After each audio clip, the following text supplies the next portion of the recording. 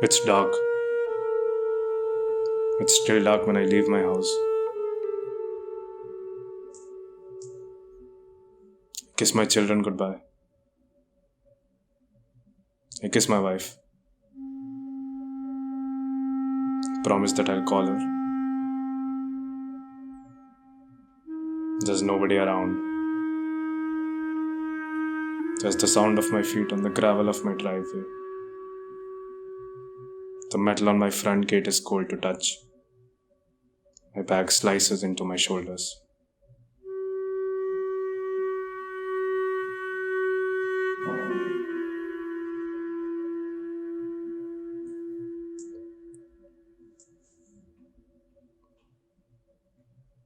The bus driver turns his face to the road. He's the only vehicle on the road at this time of the morning. He's the only person here.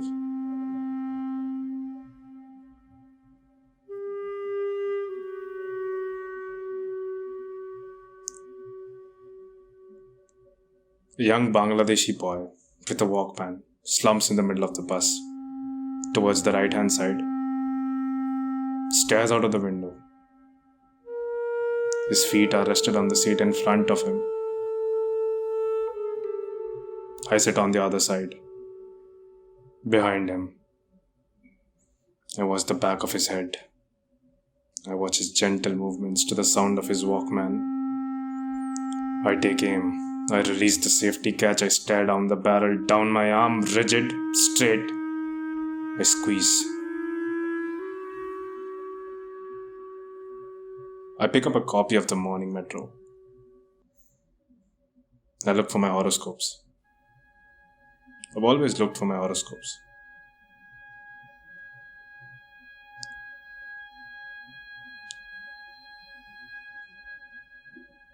As we bore into its heart, though the traffic thickens, there are more buses. Heavy goods vehicle pack up after their midnight deliveries. Rumble away again. Lone drivers with no passengers understand the idea of a carpool.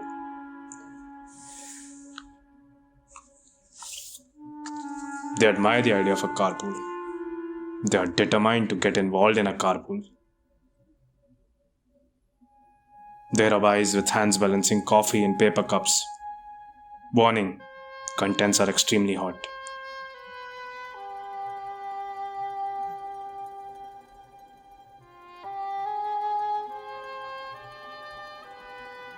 We swing around the turnings of the one-way system. I send psychic signals to the bus driver. Drive through the red lights. Turn right on the left turn only. Drive up and over the pavements. From today, from now on, you can do, you have it in you to do whatever it is you want to do. Here is where the rules end. Today is the day when the law stops working.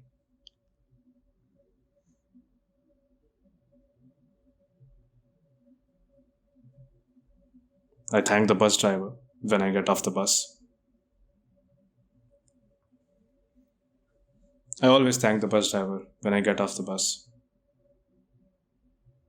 He doesn't say anything. He stares out of his windscreen. His eyes don't move at all.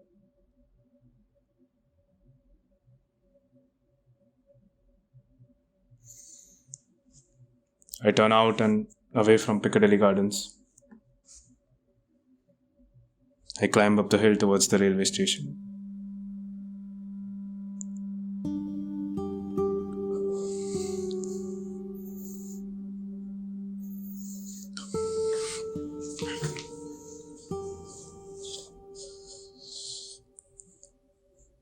I could do with a coffee.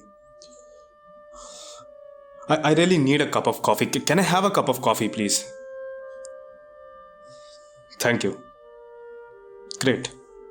Thanks. Thank you.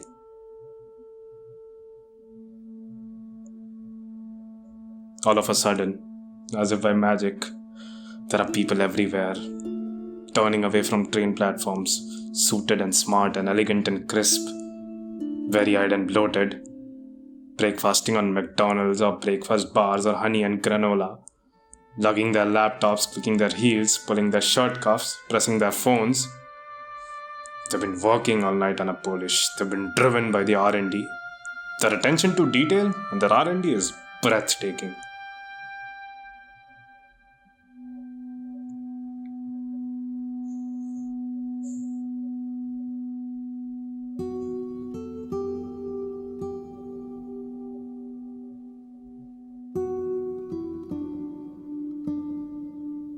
We have reserved seats in different carriages. We don't check that each other is here. We don't need to check that each other is here. We trust one another. We are here. The train arriving on platform 5 is the 5.43 to London Euston, calling at Stockport, Macclesfield, Stoke-on-Trent, Milton Keynes Central, and London Euston only. We take the train to Stoke and then get off at Stoke. From Stoke, we'll take the train to Derby and then change at Derby. From Derby, we'll take the train to King's Cross St Pancras. At King's Cross St Pancras, we will each travel on a different tube line. At King's Cross St Pancras, one of us will take a Piccadilly line to Heathrow, one of us will take a Victoria line to Brixton, and one of us will take a Hammersmith and City line train to Hammersmith. At King's Cross St Pancras, I am going to take a Circle Line train via Liverpool Street. We won't speak. We won't signal with one another. We will not communicate with one another in any way. We will, however, each send one text.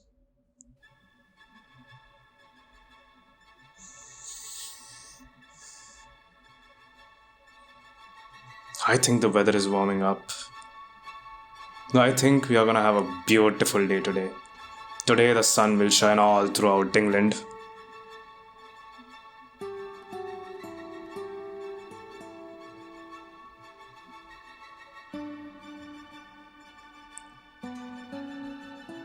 The luggage racks are spacious. They have space for my backpack. There's plenty of room.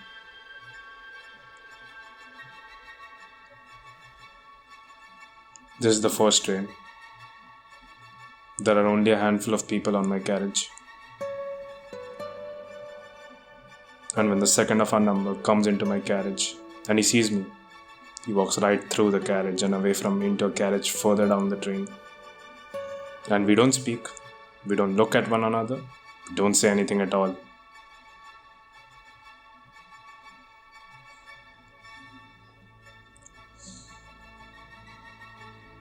The man sat across from the table from me has removed his tie. He furrows his brow at an early morning anagram. 7 across, 8 letters, second letter E. He looks like a... I drink bad black coffee from upper crust. I'm very much in need of mineral water. There are no almond croissants. I want an almond croissant. Why the fuck are almond croissants, you fucking big mother pig prone sex like that?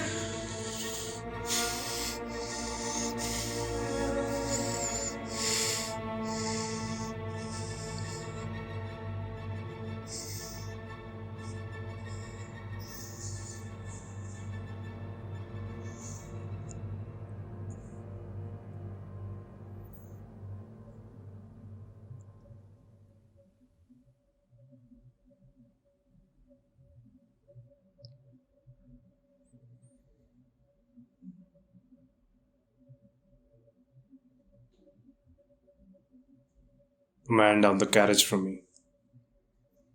A young man. He's dressed smartly. He's handsome. He won't stop picking his nose. He burrows around in his nose, removes something from it, and surreptitiously, imagining that nobody can see him, slips it into his mouth.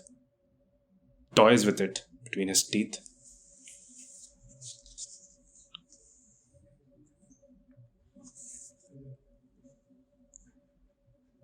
By the sides of the tracks as we pull out of Manchester and Stockport, there is a mass of containers. There are corrugated steel industrial units.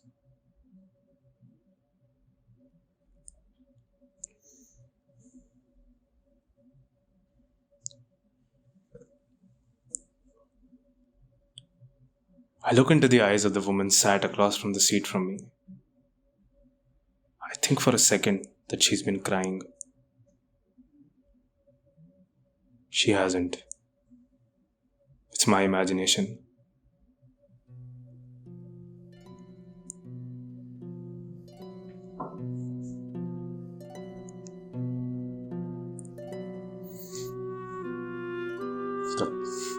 The sunshine through the window of the train is burning up my arms.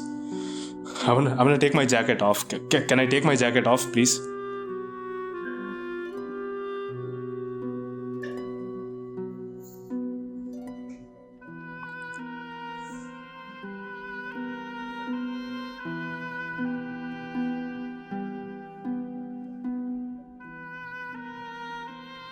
I close my eyes for a time.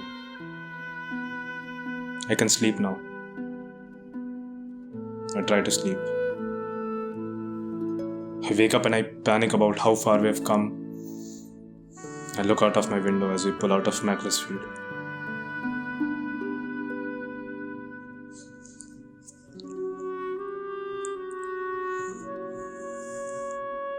I've forgotten to do something. There is definitely something that I've forgotten. I've forgotten. Can you help me? Is there something that I've forgotten? I think it's a bird. Is it a bird?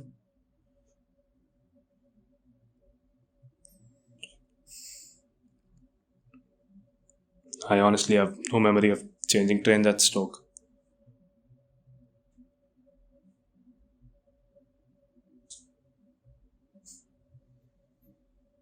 I must have changed trains at Stoke.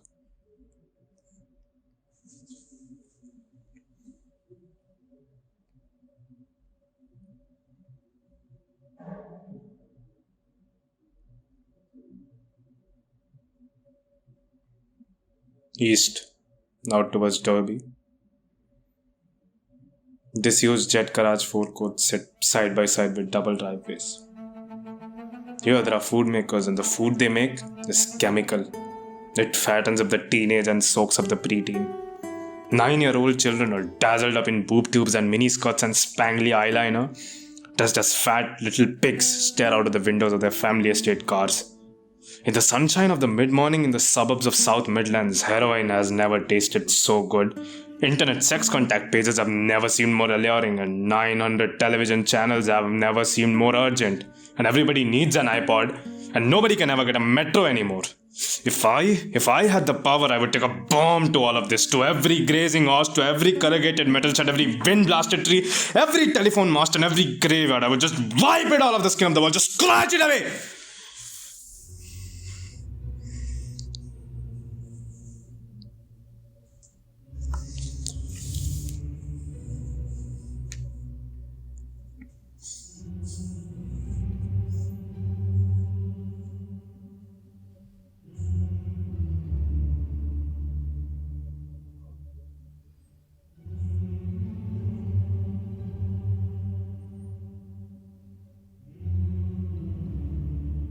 The only thing I remember about the station at Derby, as we wait at 4 different points, staring in 4 different directions, is the oddness of a unisex hairdressers being there at the station. Nobody today is having a haircut.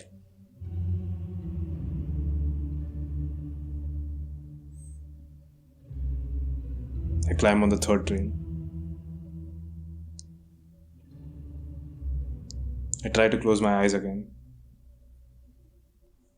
I daren't.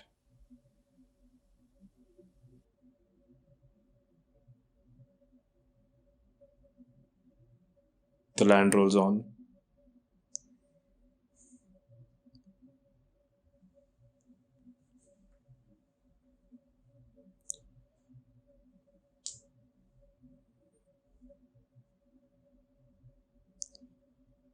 I'd like to listen to some music. I'd very much like to listen to the music of Pink Floyd. There's a woman across the aisle from me. She's dressed in a black business suit. She's wearing black tights. I'd very much like to lie in her bed on a Sunday morning, eating overkneaded croissants and listening to the music of Pink Floyd.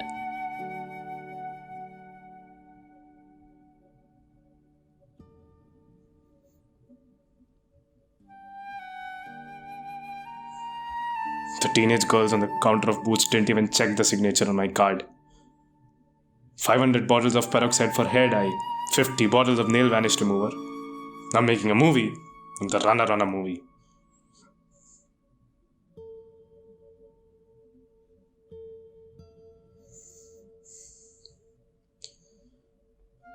I want some chewing gum.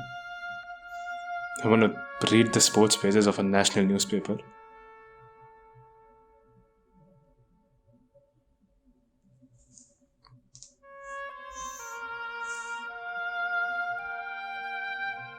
We're getting closer now. You can tell it. In the shape of the land here.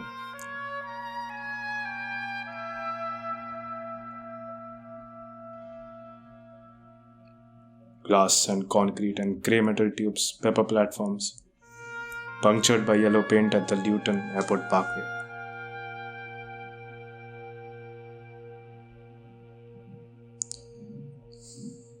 Airplanes fly throughout the whole of Europe. Don't forget the tax. Don't forget the air tax. Don't forget the consequence. An array of suburbs all throughout Europe have been re-energized by the possibility of cheap flights. There is a legacy of incremental deep vein thrombosis and an explosion of ramp attendants.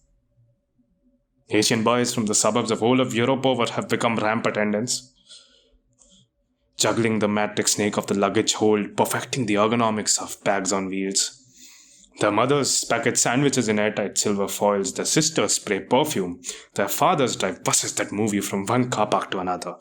Welcome to England.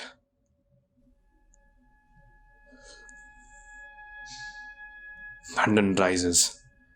It takes you by surprise. Cut out the edges of bomb blasts and 1,000 years of fire. This is a city that has always been on fire. This is a city that is forever under attack.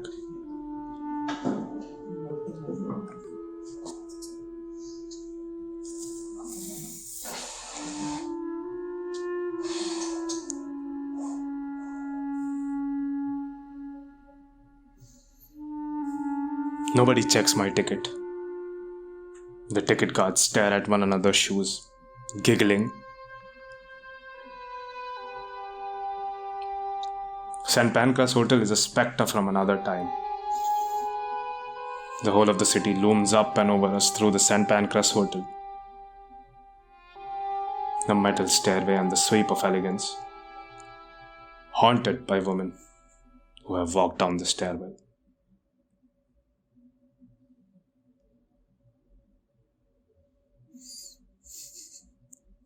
There are things I need to say.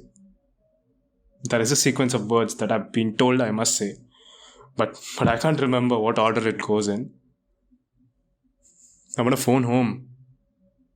I want to tell my wife to wake up and take our children to school.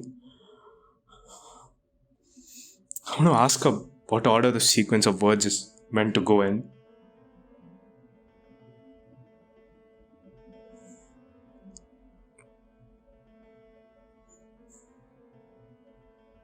There is a panelled walkway from St Pancras to the underground. There are blue arrows telling me to go this way only. I can't seem to feel the weight of my bag anymore, and I'm terrified that something has gone wrong. Something has gone wrong here. Something terrible has gone wrong. I follow the blue lines in that way only. They apologize for any inconvenience that anything may have caused. There is a constant state of apology for any inconvenience that may have been caused.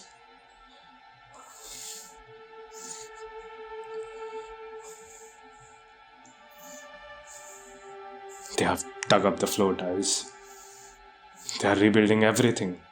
They have no choice but to rebuild everything.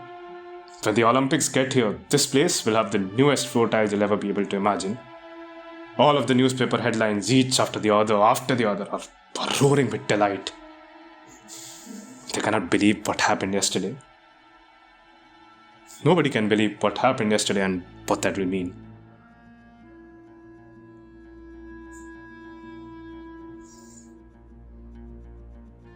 I pay £2.2 for a single ticket to Zone 2 via Zone 1 stations.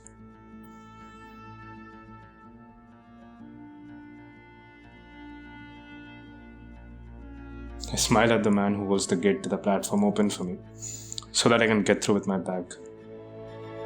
But he doesn't smile back. He doesn't check my ticket. He doesn't even look at me. He looks away from me.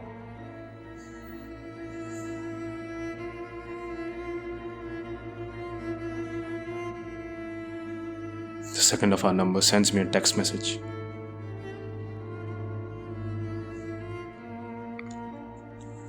The third of our number sends me a text message. The first of our number sends me a text message.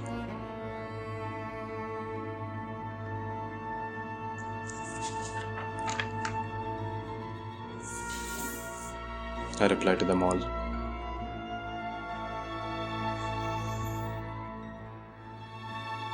I follow the signs for the circle line. The platform is busy. The platform is busier than I expected it to be. I find the space for the busiest carriage at the heart of the train. I have to push my way on with my bag. People are complaining about the size of my bag.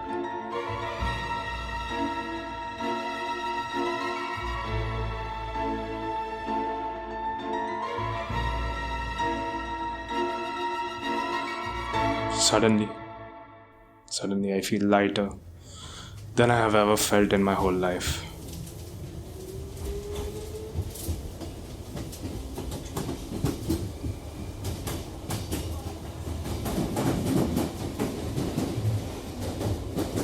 We move past Farringdon, where the platform is open and sunk in the grey blue light of morning, and red brick Moorgate. Liverpool Street is white with sugar and pace and desire. Smoke blue, blood red, ghost white.